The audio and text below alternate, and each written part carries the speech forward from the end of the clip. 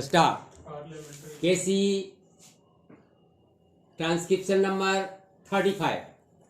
Mr. Vice Chairman, Sir, I welcome the budget proposals for the year 1982-83, which are all comprehensive and which embrace most of the development plans that we have envisaged for the establishment of a socialistic society in this country. In spite of the taxation and the introduction of fresh duties, we find that the finance minister has succeeded in distributing only a microscopic section of the people of this country to extract sufficient funds for our schemes.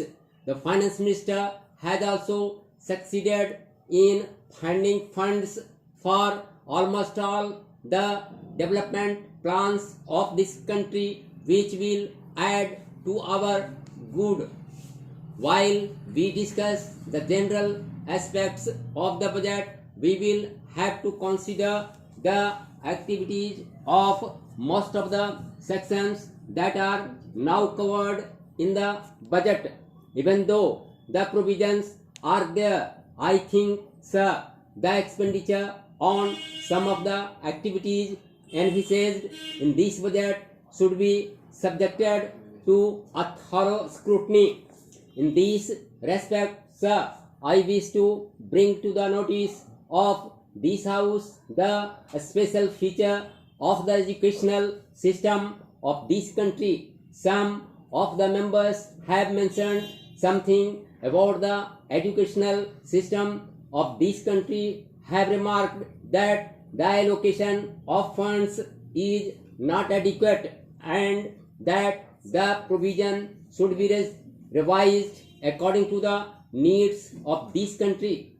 As the honorable member was speaking in Hindi, I did not thoroughly understand what he meant, but still, sir, the educational system has created a sort of confusion in our country over the last 15 years, and every now and then we had been changing the schemes and plans for educating our children, and various states have adopted different schemes which have actually created a feeling of disintegration among the people of this country.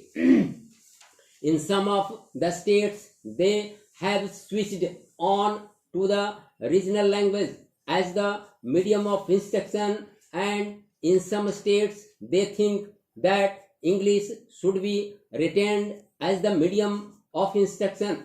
But the people believe that the medium of instruction should be Hindi, that is the national language of our country. But sir, the time is not yet ripe for us to switch on to Hindi. So as and when we find it feasible, we may switch on to our national language. But till that time, we will keep English as the medium of instruction in all educational institutions. Next. Sir, the other day, the University Grants Commission submitted a report wherein they have mentioned that English should be the medium of instruction, at least in the colleges. Sir, it is my opinion that English should be retained in this country for years to come, till we find that we could translate all the essential books on science and technology, etc., into Hindi, which should be able to help us in educating our boys, especially in the technical institutions, through Hindi as the medium. Here, sir, some of the members have pointed out with regard to the introduction of different types of education in the same state or in various parts of this country. We find that a majority of the children of our country are educated in the basic system, which bring out, as far as I know, second class citizens in this country who are to be governed by the boys who are sent to the public schools. Most of the children of the haves are sent to the public schools, and they are imparted expert training, and when they come out they are definitely superior to those boys who undergo this basic system of education. If this basic education is considered to be the best for the development of our country in the socialistic way, we will have somehow or other to find some better means of imparting education, whereby they will be able to compete with the students who are now undergoing training in the public schools.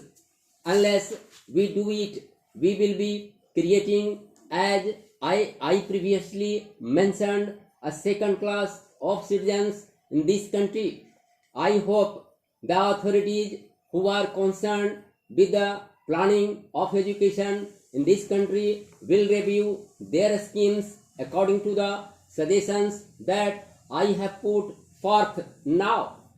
In the same way, sir, our country is mainly depending on our agriculture and industries for the development of our economy. But the agriculturists are an ignorant section of our people who do not find, in spite of the development in that sector of our economy of high production, a better income as the industrial section is having in this country. The industrial section is fast improving and their standard of living has gone high. At the same time, in spite of the better production in the agricultural section, the agrarian population has not come at par with the industrial section of this country. In the same way, industrial laborers are organized. Most of them are given so many benefits and advantages according to the legislation that is passed for the betterment of industrial laborers of this country. Stop.